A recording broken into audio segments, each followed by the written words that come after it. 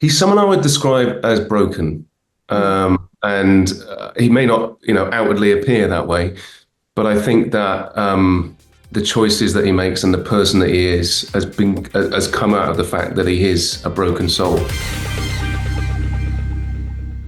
Well, I am super excited to be here talking and Tell Me Lies season two with both of you. Kat, what's it feel like to be back for season two after everyone fell in love with season one?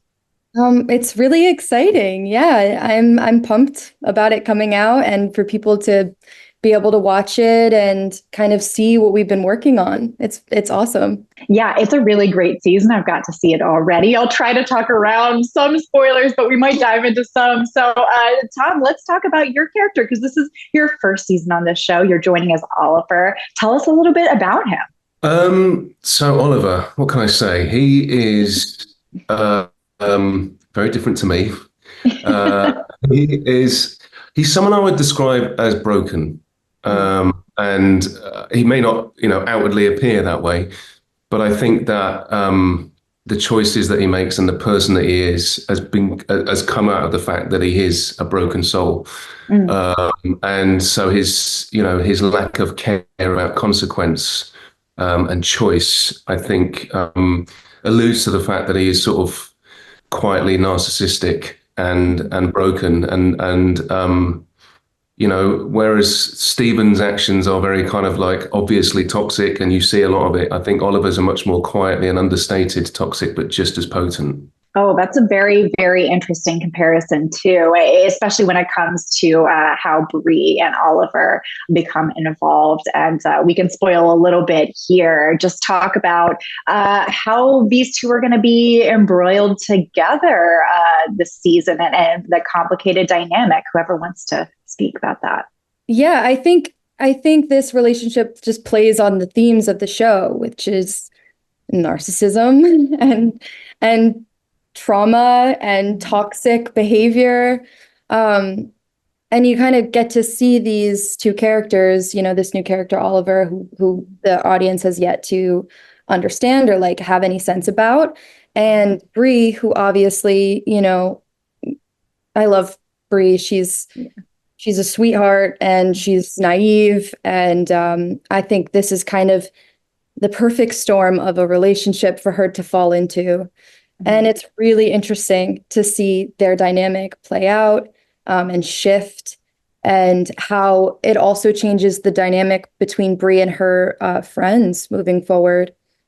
It's really interesting, and I think people are really going to be taken with it. It's jarring, but very interesting. It really is. And Tom, kind of from the other side of it, at least character wise, how do you see Oliver's brokenness playing into his relationship with Bree, who's much younger and, like she said, very naive? Yeah. Well, I think, what Oliver is able to do is understand what her weaknesses and her vulnerabilities are and quietly affirm what she needs to hear in order to kind of be brought in. And he's someone who appears to let things come to him. And like, I think it's very, very subtly sort of reels Bree in a way that makes her think that she's the person who's in control. And I think that is, a big part of her intoxication and her confusion, is that finally there's someone who understands her. And he uses tactics like talking about her friends and, pointing out that maybe she could do better. And there is some truth to that. He uses harsh reality and truth in order to get what he wants out of it, which is her. And that's, it's quite conniving in a way, but it presents itself in a source of comfort. The perfect narcissist. Absolutely. Yeah. Yeah. Well, it's really interesting and, like you said, jarring to watch Al play this season. So thank you so much for talking with me about it today. I'm super excited to talk about Tell Me Lies season two. So good to be back. And also, Thomas, great to have you joining us. Can you tell us a little bit about your character? Because obviously he's playing a big part this season. Yeah, I mean, Leo definitely comes into this very toxic kind of atmosphere of friendship groups and lovers and all the rest of it. And yeah, I think he's quite like a nice respite, definitely for Lucy at least. But I think Lucy struggles to trust him. And even honestly, even me reading the script, I was kind of waiting for the penny to drop. It kind of does drop a little bit. But yeah, he definitely introduces a calmer, better perspective, not been indoctrinated quite yet by Stephen, like a lot of the other characters are. But no one's safe, and you'll see as the season progresses how it kind of affects and impacts him. Yeah, truly. I mean, this friend group, count me out. No offense, but Yeah. how are we going to see, his interactions with Lucy compared to what we saw with Lucy and Stephen in season 1? Because I know fans are like crossing their fingers for her. I think you see a complete juxtaposition in character and moral standing. And so yeah, that is quite refreshing. But also incredibly confusing for both Lucy and honestly for Leo as well. He's kind of infatuated by this girl, but there's so much baggage and so much tension, and definitely welcoming in and introducing a lot of traumas and problems into his own life. And I think he's at a different spot mentally and emotionally than a lot of other people, and with different desires. But like I say, no one's safe. Yeah.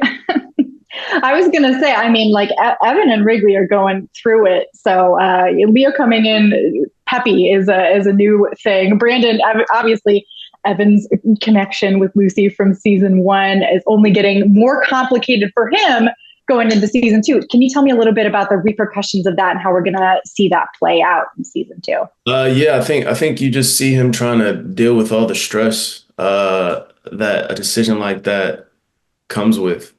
And I feel like that's all I can say. Otherwise, I won't be spoiling too much. But I think he's never been in a situation like that before.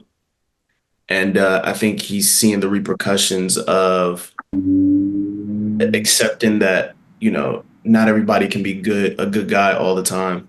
Yeah, and, he's going through it. Yeah. And it's human. I mean, nobody's perfect all the time. Like, people do dumb shit, and you have to deal with it and figure it out. And so I think that's what he's learning. Yeah, we're going to get to see a lot of interesting stuff from him this season, and Spencer Wrigley as well. This is quite the journey for him, and I know that everyone's like, we got to get Wrigley and Pippa back together. But I really enjoy kind of seeing their dynamic play out this season after they broke up in season 1. Can you tease for us a little bit what we're going to see there? Yeah. They're gonna have to be more open with each other, which is fun to play, and I think will be interesting to watch. I think they dated all season 1, but I don't even think they really knew who each other were, and it's fun to see them learn about who they really are in season 2. So that'll be. I thought it was fun. I hope we'll see. Hopefully. Yeah, I feel like we really get to know Wrigley in a different way this season. Did it feel like you got to play him in a different way? Yeah, a lot more of he gets his whole status pulled out from under him, and he can't rely on being the funny, popular football star anymore. So it's fun to see him confront himself and learn about himself. And it's a bit of a spiral, but it's fun to So everyone's doing great this season. Yeah. Well, it's a really fun season. I love what I've gotten to see of it. So thank you so much for talking with me today.